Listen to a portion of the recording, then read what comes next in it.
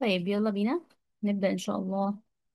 حاجة جديدة. أنا باشمهندسة سارة عثمان وهبدأ معاكم يعني section number 7 في VS extensions. يلا بينا نشوف مع بعض ايه ال VX extensions. هي already في حاجات already موجودة معايا، في حاجات already لا. طبيعي يعني. طيب بالنسبة هنا ممكن نجيبها من هنا من settings، وافتح Visual Studio Code settings، احط extensions. ده themes بيقدمها لنا Visual Studio Code. ممكن حتى اشتغل على ال color theme اللي هي ال dark modern وال visual وهكذا.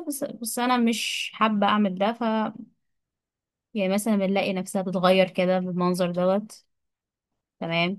أكمل بقية السين color سين مثلا، أروح مكملة في community material حسب التعود على الألوان اللي انتوا حابينها يعني. as you like يعني. هنا بقى فايل ايكون مثلا نفس الفكرة. في material ايكون مثلا، ان ايكون بتاعتي تبقى شكلها كده. آه، او ان انا اغير فيها براحتي بقى في الثيمز براحتي. فايل ايكون بقدر استخدم كذا اكستنشن موجود هنا. هو already الفيجوال ستوديو بيقدمه لي. تمام. طيب بالنسبة لي أنا it's fine يعني for a theme first theme أصلا، بس it's okay ممكن نجدد معاكم مثلا. قشطة بجد. طيب دي بقى مجرد themes وأشكال وتلوينات وحاجات حلوة أوي. في حاجات بقى اسمها extensions. ايه ال extensions دي موجودة هنا؟ محتاجين ان احنا نعمل لها داونلودنج علشان نقدر نشوف الكالرز والحاجات الجميلة اللي احنا شايفينها على السكرين دي، لانها بتساعد جدا later لما نعمل بروجكتس ضخمة جدا. فلما تيجي تعمل بروجكت ضخمة جدا هتلاقي نفسك ايه ده، الدنيا بتسيح ومش مفيش حاجة منظمة، او ما في انا مش عارف extensions تنظم لي الدنيا. فاول حاجة هنعرفها مع بعض اللي هي فكرة اللايف سيرفر. اللايف سيرفر دي مش هتخليك تعمل ريفرش اصلا، اللي هو لا خلاص لايف سيرفر اتس فاين. هقدر ان انا اكستنشن هقدر ان انا اعمله انستولينج. طبعا انا عامله انستولينج فمش هتظهر لي اساسا لان انا اوريدي عامله انستول. ممكن اعمل ان انستول، بس انا مش هعمل ده لان انا اوريدي الانستليشن موجود عندي. تمام. فاحنا بنختار اللايف سيرفر وهو ده المنظر بتاعه ده نزلاه. ومن تحت كده في عند البورت هقول له جو لايف. لو انا عوزت اي حاجه ممكن اقول له من تحت كده جو لايف. ممكن نغير بس الثيم تاني علشان نشوف اكتر او احسن يعني. لايت.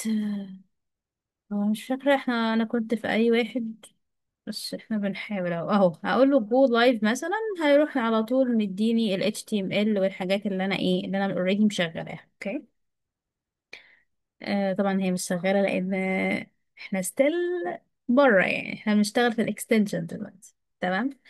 بس هي دي الفكرة. ف هي دي فكرة اللايف سيرفر. وممكن نختار حاجات تانية. طيب نشوف بقى باقي الاكستنشنز. طبعا انا مبحبش الالوان الفاتحة بس قشطة. اوتو كلوز. اوتو كلوز ده تاج مهم جدا.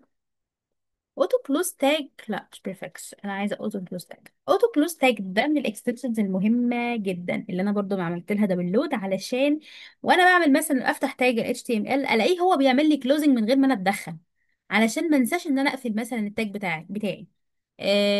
ويعمل لي هو السلاش دي. بس كده لما اجي افتح انا التاب هو يقفلها لي. بتبقى برضو من الحاجات المفيدة جدا نعمل لها انستولينج. بتبقى مهمة جدا في من ضمن الاكستنشنز يعني. في حاجات كمان اسمها image preview.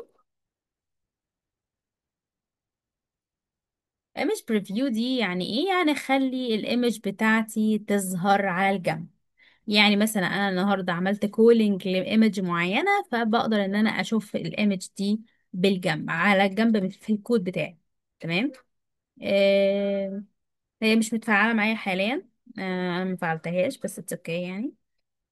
فاحنا بنقدر نعمل ايمج بريفيو اللي هو دوت. ماشي بننزل. خلاص. لسه نشوف تاني another extension. هلاقي الثيم ايكون اتكلمنا عليها، وفكرة الماتيريال والحاجات دي احنا اوريدي اتكلمنا عنها. طيب في حاجة اسمها برضو prettier على حسب ما اتذكر يعني كود. اه هو ده اللي هيلون لك الكود بقى.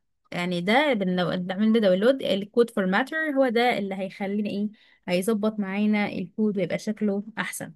تمام. والفورماتنج برضه بقدر اعمل فورماتنج للدوكيمنت بتاعي. تمام.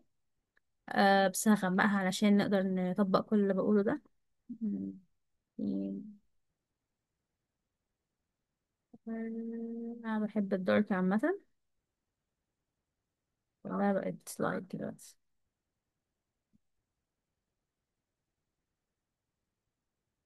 اوكي نايس.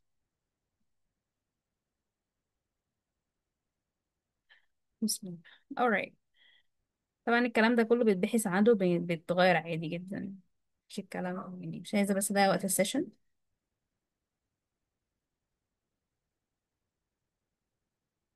دارك. قلب الدارك على طول. زي الفل. زي الفل كده. كده بقت داركر خلاص، احنا حولناها. بس مجرد ان احنا نكتب اسم دارك بس كده لا ظبطت على طول. طيب ده المنظر اللي احنا ايه كنا متفقين عليه او اللي احنا شفناه في الفيرست تايم. تمام. طيب. اوكي. عندنا ايه بقى تاني؟ في طبعا عندنا اكستنشنز كتير جدا، يعني ممكن نفتح الاكستنشنز دي كلها ونقعد نتفرج عليها لبكره، يعني ده تمام عادي جدا. فاحنا سهله جدا يعني الموضوع، بس هي الفكره في ايه، فكره البحث بس كده. والفورماتنج، يعني ايه هو الفورماتنج بقى؟ ان انا مثلا ان انا يحصل لي فورماتنج للايه، للدوكيمنت بتاعي. تمام. طب ده بيحصل ازاي؟ اقول له مثلا لو سمحت اعمل لي فورمات دوكيمنت. ماشي. فهقول له configure كده الديفولت بتاع الموجود already في البي اس. اوكي ده الديفولت. بس it's okay، مش عايزه الديفولت بتاعي لان انا اصلا ممكن استخدم الاكستنشن it's fine. فهقول له مثلا with لو سمحت، هيقدر ان هو configure الكلام ده كله.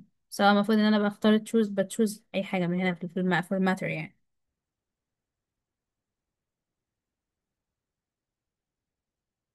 هي فورمات document، نقدر نبحث عنها. HTML مثلا formatting، ممكن اقدر انزلها عادي جدا واعمل لها فورمات لاي حاجه انا عايزها.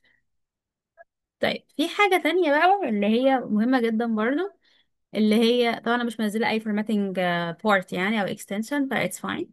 اننا نعمل ايه اوتو سيف. لازم نعمل تشيك مارك على الاوتو سيف عشان اي حاجه انا بعملها او بشتغلها في الكود ما تبصش مني او ما تروحش مني.